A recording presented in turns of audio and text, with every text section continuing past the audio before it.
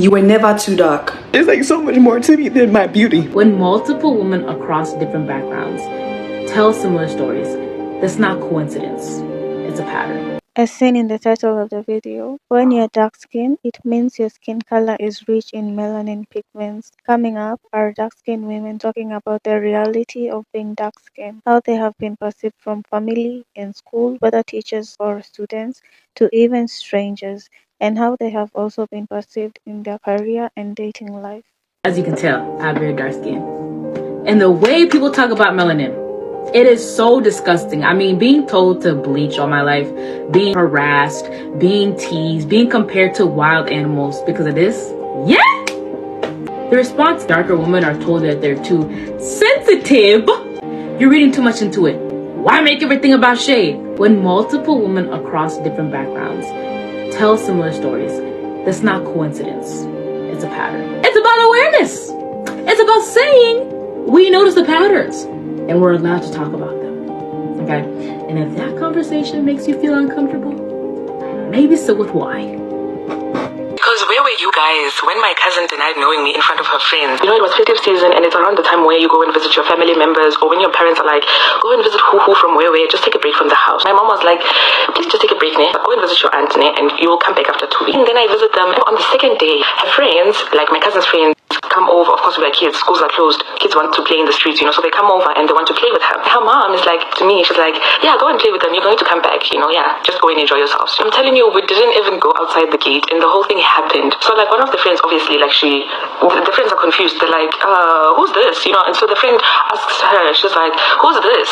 You know, and then she looks at me, she's like, stand. It was 2 friends, right? And then the other one is like, oh, is it your sister? Like, you know? And then she looks at me and she's like,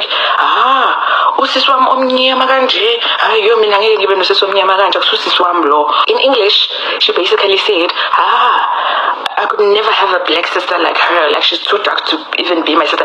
She was so embarrassed to acknowledge me in front of her friends. I was like standing there, like, I was like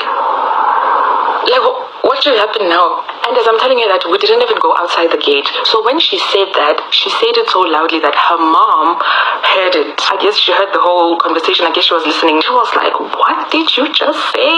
So her mom comes out and she's like, come here, you know, and she goes inside the room with her, and guys, she started scolding and shouting, and I don't know what she said me, but I'm just so happy that she was there, because at that moment I didn't even know what to do. I didn't know how to defend myself. I was just like, after they shout at her, you know, she comes out and then she just has that attitude that, okay, yeah, she's my sister, yeah, we can go and play. I was so heartbroken, I don't want to lie. And one thing that broke my heart was the fact that if your own family members cannot accept you guys, how can you expect people from outside or outsiders to accept you? Like, how are you supposed to feel if your own family members are embarrassed to be related? It left me questioning a lot of things. Like, at that point I was like, yeah, so this is how it's going to be if my family members treat me like this. I just want to say big ups to my aunt. When someone stands up for you, it feels good, and I'm so happy that she stood up for me and she acknowledged at that point instantly that whatever she was saying was wrong. I hope all adults can do that. Like, if you see something is wrong, if you see someone is being bullied, address it. Some of the kids might not even know that it's wrong. Maybe they do it because they're unaware of how maybe it can make the other person feel, but address it. To the teachers, adults, parents, if you see your kids doing something wrong, address it.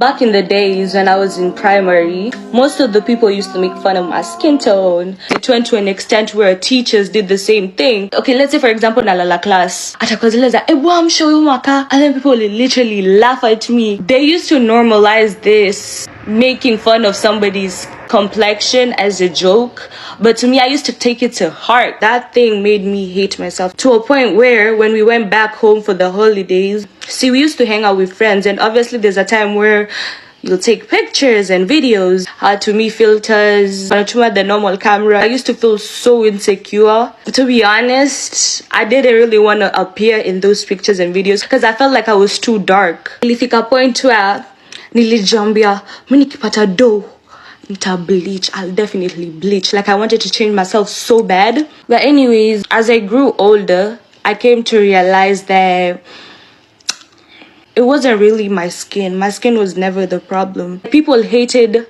on being dark-skinned too much, to a point that I believed being dark-skinned means that you're ugly. When I was in P6, I remember a girl called me Kiwi, guys. In case you don't know Kiwi, Kiwi was this shoe polish. You use that kind of shoe polish on your black shoe, like it shines like crazy. So this girl was basically trying to imply that you girl, you know what, you are as dark as that, and it was meant to be as offensive as it gets. Being a dark skin, guys, I literally grew up insecure, not gonna lie, and that's why I had to divert to other forms of like getting attention, because I felt like in my shade I'm not gonna get noticed, so I have to find alternative ways of being noticed. I was basically that debater girl. They need someone to read stories or read news at school. I am the girl that's going on stage to read the news. Anyone to read in class, I was basically the girl reading that, because I felt like that was the only way I would get noticed. I honestly grew up thinking I was even ugly, by the way. Whenever someone would compliment me, I would think that, oh, they're trying to be nice, or they're trying to make me feel good about myself. It took me lots of years to reach a point whereby, like, girl, you're actually good looking and there is nothing wrong with your shape. You have to reach the level of acceptance that, you know what, there is actually nothing wrong with being that thin. And right now I'm at a stage in life where I don't imagine myself in any other shade apart from dark. Like, literally, you cannot make me feel bad for being dark skinned anymore. I am so past that. The one I got most of the times was, you look like a man. Oh no. So you get, a lot of dark women go through that. I don't know why people associate dark skins with men. And so when they tell you that, the aim is to make you feel like you don't look good enough. Yeah. And yes, I look like a man. I look like my dad. You should see my dad and me. You think we're brother and sister. But the way they say it is to try and make you feel less beautiful. Yes. Less good about yourself. You know, beauty has no standards. You can't come and say, this is how beautiful people should look like. Yeah, because everybody has their own. Everybody has their own. Yeah, exactly. I remember being so young and just trying to be friends with like everybody, and no one wanted to be my friend because I was dark skinned. I used to get teased all the time, and they used to make it seem like, oh, it was for fun. It used to hurt my feelings. I used to be called a cockroach, and I used to get called like tar, you know, the black tar they put on the road. I used to get called out all the time, and I thought that like growing up and being a dark-skinned woman, like that stuff wouldn't affect me anymore. But like as an adult woman being dark-skinned, you get overlooked for promotions, you get overlooked for the stuff you're doing that other people are doing just like you. But because you're dark-skinned, other people are getting recognition. I always have to work 3 times as hard as everyone else. Like, I'm actually really intelligent, I'm really smart. It just sucks that like dark-skinned people, we really don't get as much recognition that we're supposed to, but that's all. Next up are women who grew up dark skinned, then later their skin color changed. As this immediate next one says, I know I'm brown skinned now, but I used to be darker.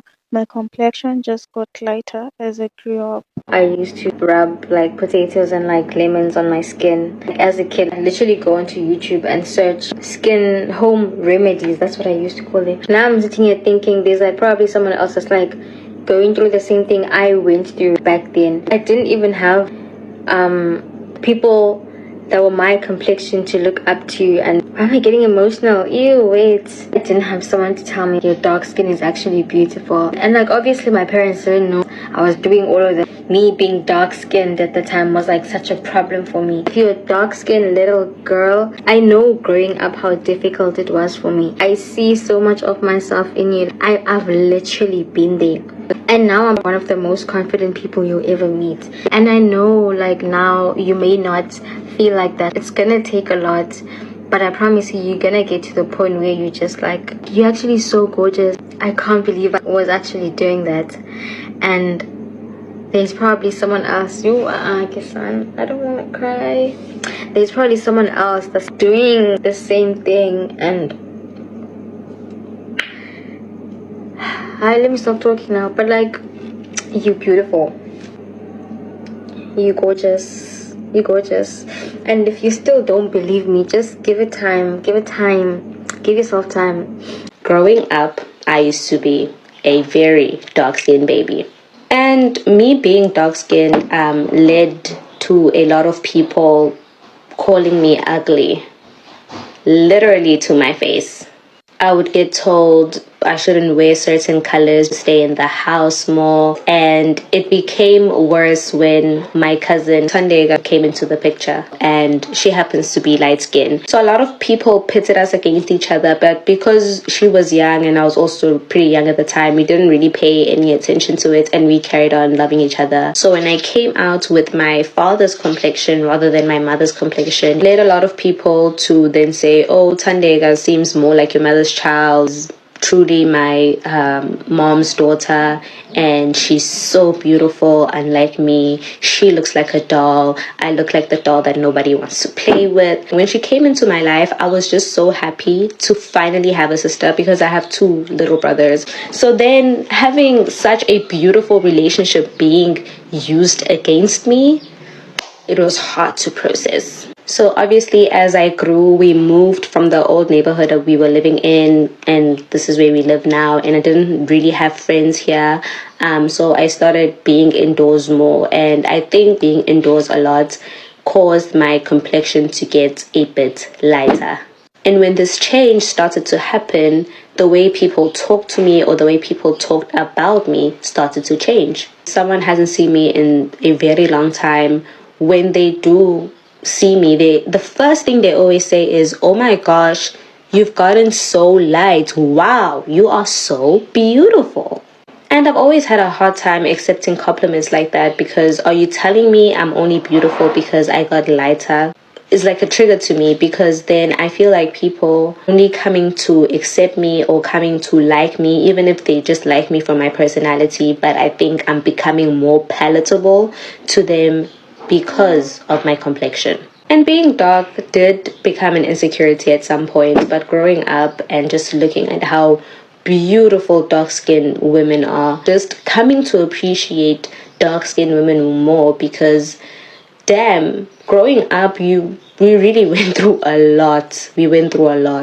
So yeah, I guess I've learned to be comfortable in my own skin, no matter how it looks, and just loving myself has been enough. A lot of dark-skinned women growing up, were bullied a lot, and they probably had a glow up, and then people started calling them brown skin. Because I can speak from my experience, I've always been dark-skinned. Of course, like, color changes with time and age, but I've always been dark-skinned. And when I hit puberty and people started to find me more attractive, I started getting called brown skin. And I would be like, no, I'm dark-skinned. That's what I am. And even being an adult now, talking to men about colorism, I'd be like, oh, as a dark-skinned woman, they'll be like, oh, well, you're more so brown. No, I'm dark-skinned. It's almost like they think that it's an insult on your appearance to call you dark-skinned. It's like they associated being dark-skinned with being unattractive. It is this deep, okay? My dad, mind you, is darker than me, if not my skin tone. He still is unable to use his actual skin color, like his actual skin tone. That's how bad it is, to the point that he can't even use the right emoji. I called him out one more time, and that's when he finally used his skin tone. I might just be like, it's just an emoji, but it really is that serious. It's just so sad. It really messes with you. Obviously, if your parent, like, growing up is using and doing, things like this, it's really hard to find self-love in your skin tone. You know what I noticed? Because dark-skinned women are viewed as undesirable, some men feel like they instantly have a chance because we don't have many options in their eyes. And most of the time, these types of men who think this way don't even see dark-skinned women as their preference. They pursue us as an ego boost. So they think that when a man approaches a dark-skinned woman, that dark-skinned woman is going to fall to her knees and feel so flattered because she's not used to men liking her in the first place. I don't need your dumb.